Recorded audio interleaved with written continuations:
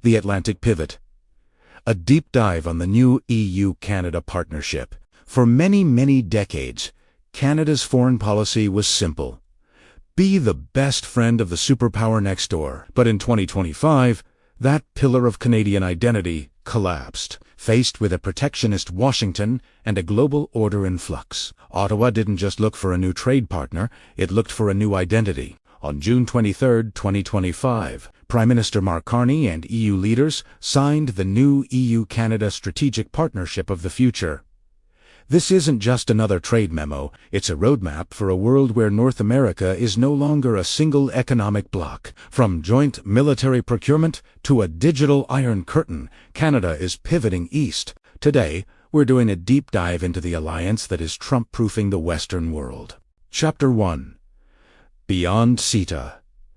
The Economic Fortress. To understand where we are going, we have to look at where we started. The CETA agreement in 2017 was the foundation, but in 2025, trade in goods and services between Canada and the EU has surged by over 66%. But the new 2025 industrial policy dialogue takes it further.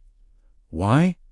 Because of economic security. Both Canada and the EU have realized they are dangerously reliant on adversarial or unpredictable partners for the technologies of the future. The centerpiece is the strategic partnership on raw materials. Canada is one of the few stable democracies with the lithium, cobalt, and copper needed for Europe's Green Deal.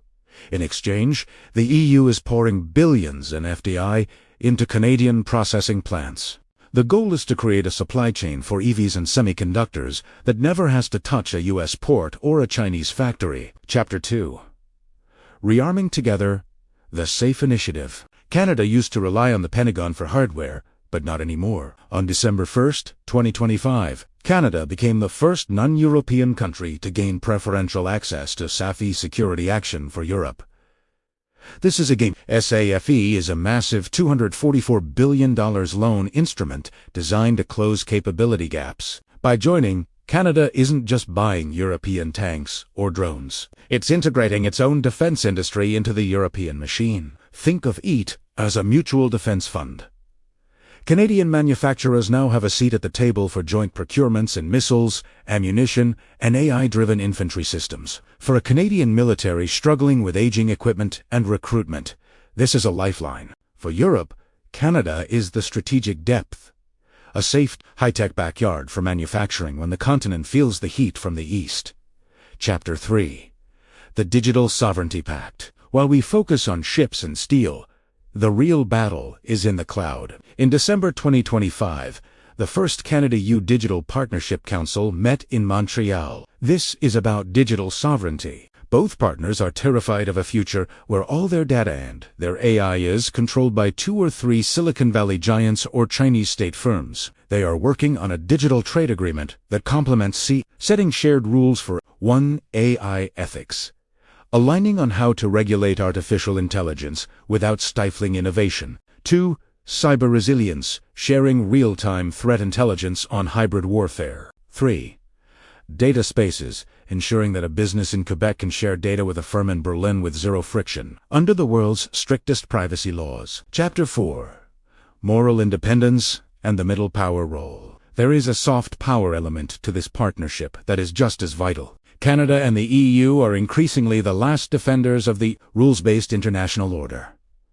When the U.S. pulled back from international climate commitments and took a more unilateral approach to the Middle East, Canada and the EU stepped in. They are currently co-chairs of the Global Methane Pledge and are leading the charge on a special tribunal for the crime of aggression in Ukraine. By standing with the EU, Canada is no longer a junior partner to an empire. It is a leading voice in a multilateral coalition.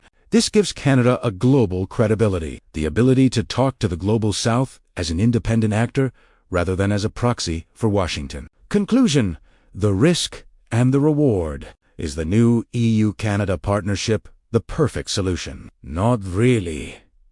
Not really. Canada's economy is still physically tied to the U.S. border, and shifting supply chains 5,000 miles across the Atlantic is expensive and slow. However, the 2025 agreements prove one thing: Canada is tired of being a branch plant economy. By 2026, Canada aims to spend 2% of its GDP on defense, much of it flowing into European partnerships. The Atlantic pivot is the greatest gamble in Canadian history. If it works, Canada emerges as a high-tech, green energy powerhouse and a vital pillar of European security. If it fails, it risks isolation from its largest neighbor. But as 2025 comes to a close, it's clear. Ottawa has made its choice. The future of the Maple Leaf is increasingly painted in the blue and gold of the European Union. What is your takeaway? Can Canada really replace its reliance on the US with a European partnership? Let us know in the comments below. If you like our content, please like, share, and subscribe. Thank you for watching.